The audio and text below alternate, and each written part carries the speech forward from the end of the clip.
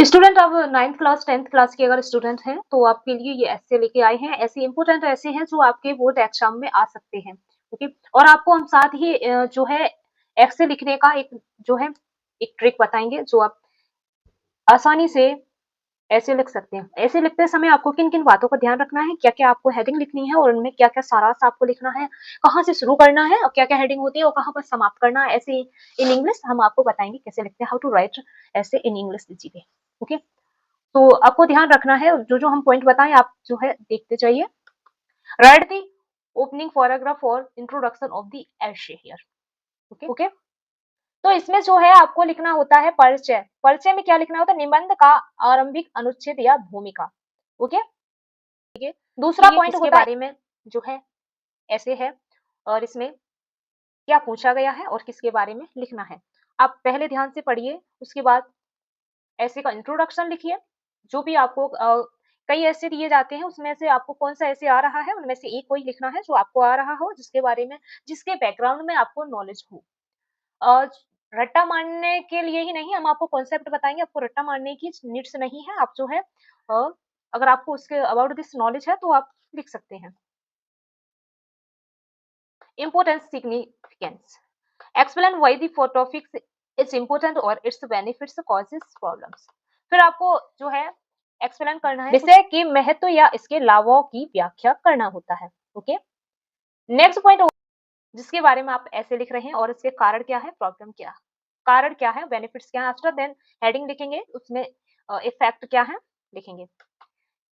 If the ऐसे is about an issue describe the causes और problems here. Okay, यदि निबंध किसी मुद्दे पर है तो इसके कारणों या समस्याओं का वर्णन यहाँ करना होता है। ओके, लिखेंगे। Okay, government efforts solutions, mentions any government schemes और सॉल्यूशंस टू द प्रॉब्लम्स। समस्या के लिए किसी सरकारी योजना या समाधान का उल्लेख भी करना होता है। Can contribute. नेक्स्ट हेडिंग होगी रोल ऑफ सोसाइटी या इंडिविजुअल। उसके बाद जो है ओके समाज की भूमिका या व्यक्तिगत उत्तरदायित्व। ओके, जो कंक्लूजन, जो है ऐसे का लास्ट पॉइंट होता है, ऐसे का कंक्लूजन।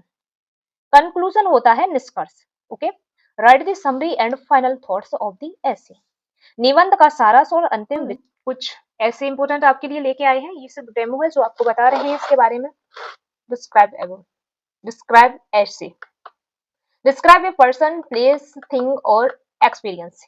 यदि आप ऐसे लिख रहे हैं किसी व्यक्ति या स्थान या वस्तु या एक्सपीरियंस यानी कि अनुभव के बारे में, ध्यान रखिए पॉइंट हम आपको कुछ हेडिंग दे रहे हैं इंपोर्टेंट ऐसे लिखने की, जो आपको ध्यान में रखना है और कौन सी हेडिंग में क्या क्या लिखना है जो आपको वो भी सारे पॉइंट हम आपको बताएंगे। देखिए, डिस्क्राइब ऐसे, यदि आपको कोई भी ऐसे अगर आपको दिया गया है जो है अबाउट ए पर्सन, एक व्यक्ति के बारे में है या किसी स्थान के बारे में या किसी वस्तु के बारे में या अनुभव के बारे में है, तो आपको क्या क्या हेडिंग में लिखना है। Introduction. Okay, number first heading रहेगी इंट्रोडक्शन। इंट्रोडक्शन होता है जो उसके बारे में परिचय क्या है उसके बारे में वो वर्णन करना होता है, डिस्क्राइब करना होता है। ओके, उसका परिचय, पूरी तरह से उसका परिचय। ओके, उसके बाद डिस्क्रिप्शन, फीचर्स, जो फीचर्स होते हैं। नंबर 2 हेडिंग होगी फीचर्स। Okay, description. और नंबर 3 हेडिंग होगी इम्पोर्टेंस या यूजफुलनेस, इम्पोर्टेंस या यूजफुलनेस। ओके, 4 हेडिंग होगी पर्सनल एक्सपीरियंस या एग्जांपल्स। ओके, पर्सनल एक्सपीरियंस या एग्जांपल्स आपको देने होंगे और जो है कंक्लूजन में अबाउट दैट आपको एंड कर देना है। That's all. Okay, introduction, description या फीचर्स, इंपोर्टेंस या यूजलेस, पर्सनल एक्सपीरियंस या एग्जांपल्स। ओके, कंक्लूजन में जो है ऐसे के बारे में आपको लिखना है क्या क्या है इसमें, क्या क्या नहीं है और उसके बारे में आपको लिस्ट कर देना है। नेक्स्ट आपको देखना है ऐसे, यदि ऐसे है आपके पास, पहले स्टोरी या नरेट्स एन इवेंट, या किसी स्टोरी या किसी जो है घटना का वर्णन किया गया हो। यदि ऐसे में किसी घटना के बारे में या कोई स्टोरी के बारे में आपको ऐसे है तो आपको क्या क्या लिखना है। इंट्रोडक्शन लिखना है सबसे पहले यानी कि परिचय, उसके बाद beginning of the story, story की स्टार्ट लिखना है, स्टार्टिंग। ओके, स्टार्टिंग स्टोरी की लिखना है। उसके बाद मेन इवेंट्स यानी कि मेन घटनाएं लिखनी है, मुख्य घटनाएं। ओके उसके बाद क्लीमैक्स या टर्निंग पॉइंट, क्लीमैक्स या टर्निंग पॉइंट। उसके बाद जो लास्ट पॉइंट होता है कंक्लूजन या मॉरल। ओके और यदि आपको आर्गुमेंटेटिव ऐसे यदि दे दिया जाए, आर्गुमेंटेटिव ऐसे, तो आपको जो है क्या लिखना है, present N argument on A topic.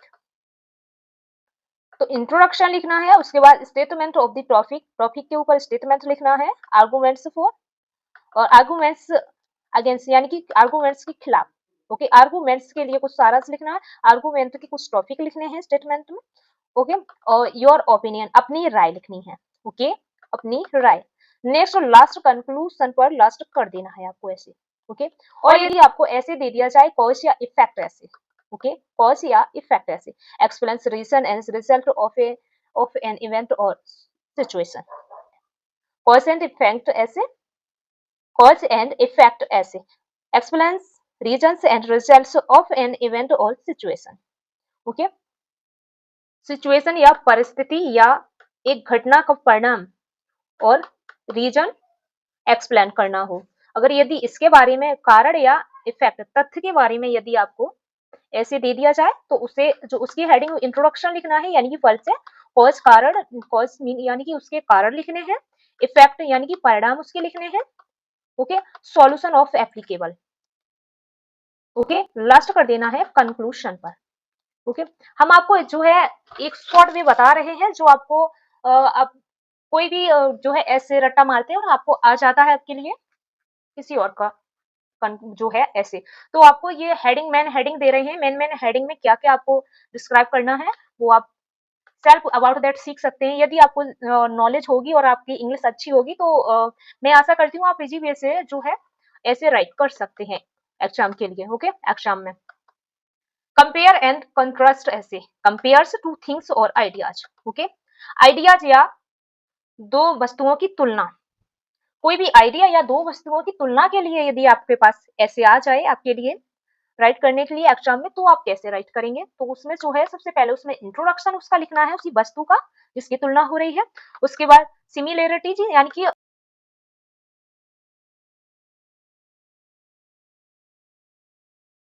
उसके डिफरेंसेस लिखने हैं, क्या क्या उन दो वस्तुओं में अंतर है यानी कि दोनों की पहचान भी लिखनी है और उसके जो है मुख्य पॉइंट होते हैं वो भी लिखने हैं, दो वस्तुओं की जो जो कंपेयर के लिए लिखा जा रहा है। ओके या आइडियाज अपने थिंकिंग के आइडिया के बारे में लिखा। उसके बाद डिफरेंसेस यानी कि अंतर लिखने हैं। उसके बाद कंक्लूजन पर आपको लास्ट कर देना है ऐसे। ओके अब आपको introduction Swachh Bharat mission. Cleanness is essential for healthy and prosperous life. To promote cleanliness and hygiene across the country, the Government of India launched the Swachh Bharat Mission, Clean India Mission on 2nd October 2014, the birth anniversary of Mahatma Gandhi. Second heading होगी आपकी importance, importance यानी कि महत्व। स्वच्छ Bharat mission के महत्व क्या है। A clean India means healthy people. Okay clean surroundings help prevent diseases and improve the quality of life for everyone. Okay ये इंपॉर्टेंस हो गया। ओके स्वच्छ भारत मिशन का मतलब ये है कि स्वस्थ लोग, भारत के स्वस्थ लोग। ओके चारों ओर साफ सफाई होती है जो हमारी प्रत्येक के लिए, प्रत्येक की लाइफ के लिए अच्छी क्वालिटी को प्रदर्शित करती है और जो है बीमारियों को रोकती है। अब इफोर्ट्स देखेंगे, इफोर्ट्स। ओके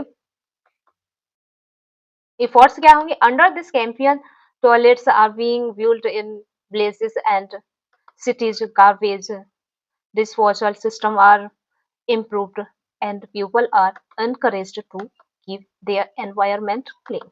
ओके ये जो हो गया पॉइंट, ये थर्ड हेडिंग है। Okay this is third heading. Okay इसमें एफर्ट्स आपको लिखना है। एफर्ट्स में क्या लिखना है। Under this campaign toilets are being built in village and cities, garbage disposal systems are improved and people are encouraged to keep their environment clean. Okay आप अपनी तरफ से भी ये वर्ड्स ऐड कर सकते हैं। ओके फोर हेडिंग होगी इसकी role of citizens, okay, citizens का roles. Every citizen should take part in this mission by not littering, using dustbins, and spreading awareness about cleanliness. Okay, अब आपको लास्ट पॉइंट होगा, last heading होगी conclusion. Conclusion होता है, अब आप देखेंगे स्वच्छ भारत मिशन के बारे में आप जो है ऐसे को लास्ट कर रहे हैं। स्वच्छ Bharat mission is importance for India's progress, clean India will be strong, healthy and beautiful India. Okay, तो ये यहाँ पर जो है ऐसे लास्ट हो गया कंक्लूजन। अब आप नेक्स्ट देखिए, स्टूडेंट यदि आप 9th 10th या 12th क्लास के स्टूडेंट हैं तो मुझे लगता है ये ऐसे आपके लिए इम्पोर्टेंट रहेगा और ये बोर्ड एग्जाम में आ सकता है, क्योंकि नई शिक्षा नीति जो है ना 2020 में जो नई शिक्षा नीति आई है उसके बारे में आपको आ सकता है बोर्ड एग्जाम में जो है ऐसे, तो आपको सीख लेना चाहिए। सबसे पहले मैंने आपको जो है ऐसे लिखने का एक तरीका तो बता ही दिया है, लेकिन आप ऐसे भी देख लीजिए, और अगर यदि नहीं भी आया तो भी आप जो मैंने आपको ट्रिक बताई है उस ट्रिक के अकॉर्डिंग आप अन्य भी ऐसे राइट कर सकते हैं। आपकी इंग्लिश अच्छी होनी चाहिए, आपको वोकैबुलरी सही से जो है आनी चाहिए, वन वर्ड्स आने चाहिए, सेंटेंस सभी प्रकार के सेंटेंस आने चाहिए, और सेंटेंस के कितने प्रकार होते हैं सेंटेंस भी आना चाहिए, टेंस भी आना चाहिए, टेंस कितने प्रकार के होते हैं सभी टेंस भी आना चाहिए, और ग्रामर आपकी अच्छी होनी चाहिए, तो आप जो है अच्छे से लिख सकते हैं। पंक्चुएशन मार्क्स का करेक्ट यूज भी आपको आना चाहिए जो है ऐसे लिखते समय। मेन 5th हेडिंग होती है, उन्हीं के अकॉर्डिंग जो है उन्हीं के अंदर जो है सारा लिखना होता है, इंट्रोडक्शन में क्या क्या लिखना है तभी आपको पता चल जाएगा, और मैंने लिख भी दिया, बता भी दिया है कौन सी हेडिंग में क्या लिखना होता है। नई शिक्षा नीति, new education policy, okay, NEP 2020, okay. Introduction सबसे पहले लिखेंगे, education plays a vital role in shaping the future of a nation. To improve the Indian education system, the government of India introduced the new education policy, NEP 2020. This policy aims to make learning more student centered, skill based and practical. Okay, दूसरी heading होगी आपकी जो है main feature of NEP 2020. Okay, the school structure change 5 + 3 + 3 4. Okay, the old यानी कि 10 + 2 system is replaced with a new structure focusing on early childhood care foundation and skill development. Okay, तो ये जो है मेन फीचर ऑफ NEP 2020 का हो गया। Okay, जो आपको ध्यान रखना है जो चेंजिंग हुई है। ओके, अब देखिए mother tongue as medium, next heading होगी mother tongue as medium. Till class 5 teaching can be done in the child's mother tongue or regional language. Okay, next heading आपकी होगी no rigid stream division. Students can now choose subjects from arts, science and commerce together. यानी कि आप कोई भी student जो है कोई भी सब्जेक्ट चूज कर सकते हैं, चाहे आप आर्ट्स भी ले सकते हैं, साइंस भी ले सकते हैं और कॉमर्स भी ले सकते हैं साथ में। ओके, पहले साइंस साइड आर्ट्स साइड जो है कॉमर्स से ऐसे जो है स्टडी होती थी, बट आप कोई भी सब्जेक्ट किसी भी क्लास में ले सकते हैं, कोई प्रॉब्लम नहीं है। ओके, पहले जब जो है चाइल्ड जो है 5 इयर्स का होता, 1 क्लास में एडमिशन होता था, बट अब नहीं। अब देखिए 4 focus on vocation education skills like coding, carpentry, gardening and interests will be introduced with class 6 onwards. Okay, class 6 से ही जो है स्टार्ट हो जाएगा कारपेंटिंग सीखना, कोडिंग सीखना, जो कंप्यूटर स्किल्स से रिलेटेड होती है, जो कि इंटरेस्ट जो है क्लास 6 से ही स्टार्ट हो जाएगी। 5 हेडिंग में आता है board exams reforms. Exams will be made easier with more focus on understanding rather than rote learning. Okay, six heading होगी higher education chances, 5 years undergraduate program with multiple exit options will be introduced and a single body will govern all higher education institutions. Goals of NEP 2020: provide quality education to all, develop critical thinking and creativity in students, promote Indian languages and culture, make students job ready and globally competitive. Conclusion होगा last जो है ऐसे का, the new education policy 2020 is a historic step toward transforming the Indian education system. It focused on overall development rather than just vocational knowledge. If implemented well, it can make India a global hub of education in the coming years. ठीक है, यहाँ पर last हो जाएगा आपका ऐसे। Third ऐसे आपका होगा वुमेन एम्पावरमेंट यानी कि नारी सशक्तिकरण। वुमेन एम्पावरमेंट में जो है आपको सबसे पहले इंट्रोडक्शन लिखना है। फर्स्ट हेडिंग में इंट्रोडक्शन यानी कि वुमेन के बारे में, वुमेन के पावर के बारे में आपको राइट करना है सारा इसमें। तो आप देख सकते हैं women empowerment means giving women the right to life with freedom, request and equal opportunities. It helps women to become strong and independent. Okay, जो वुमेन के बारे में इम्पोर्टेंट सारा लिखना है। ओके, अब देखिए इम्पोर्टेंस, महत्व। दूसरी हेडिंग में आपको लिखना है महत्व। ओके, नारी सशक्तिकरण के महत्व क्या है? When women are educated and empowered, they can take care of their family and help the native grow. Empowered women can work in all fields like education, business, and politics. Okay. Next heading देखिए आप, third heading होगी आपकी problems. Okay, third heading होगी आपकी problems, नारी सशक्तिकरण की। Okay, women empowerment about problem. In many places, women face problems like discrimination, lack of education, and violence. These stop them from growing.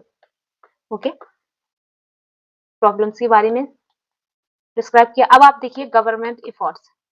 Okay, government तथ्य क्या है? The government has started many programs like Beti Bachao, Beti Padhao to help girls go to school and live better life. Okay, जो government तथ्य हैं, जो सेवा दी हैं government के द्वारा वुमेन के लिए, जैसे कि बेटी बचाओ, बेटी पढ़ाओ, और बेटियां पहले जो है बेटियां जन्म से पहले मार दी जाती थी, वो उसमें भी जो है रोक लगाई है, और बेटियों को पढ़ाने के लिए भी गवर्नमेंट स्कूल हैं, और जो है बेटियों को पढ़ाने के लिए भी काफी स्कीम्स लागू की हैं। कंक्लूजन, लास्ट में कंक्लूजन होगा जो ऐसे को, ऐसे के बारे में लास्ट सारा लिखना है अपने थिंकिंग के according. Women empowerment is very important for a happy and strong society. We should support and respect women and give them equal rights. Okay, जो राय होगी, नारी सशक्तिकरण बहुत ही इंपॉर्टेंट है हमारी खुशी के लिए और सामाजिक शक्ति के लिए। हमें जो है महिलाओं की रिस्पेक्ट और सपोर्ट करनी चाहिए और समान आदर देना चाहिए। ओके, ये कंक्लूजन में लिखा है। ओके, यहाँ पर जो है लास्ट कर दिया जाता है कंक्लूजन पर। ओके, ये 4 हेडिंग होगी और लास्ट 5 हेडिंग। तो इन्हीं हेडिंग के अकॉर्डिंग आप जो है आप देख सकते हैं डेमो, आप देख सकते हैं ऐसे किस तरह से यहाँ पर लिखे हैं। देखिए 3 ऐसे हमने आपको लिख के बताए हैं। आप इन्हीं जो है हेडिंग के अकॉर्डिंग आप और भी ऐसे लिख सकते हैं, चाहे एग्जाम में आपको आपके जो है कोई भी ऐसे आ जाए। आप सबसे पहले इंट्रोडक्शन लिखेंगे, उसके बाद आप उसके बारे में इफेक्ट लिखेंगे, बेनिफिट लिखेंगे यानी कि महत्व लिखेंगे, इम्पोर्टेंस, फिर उसके जो है क्या इश्यू है, क्या उसके डिसयूज है, आप ये लिखेंगे। If you want to learn English speaking and English grammar in a very easy and simple way, and also want to become strong in math, then don't forget to subscribe to our BS Math Class channel. Here you will get easy tips, clear explanations, and important topics for your boards exams, all explained in simple language. So, what are you waiting for? Subscribe, press the bell icon, like, comment, and share with your friends to learn and improve every day. Thanks for watching. Don't forget to subscribe and like the video. See you again in the next lesson. Take care and keep learning.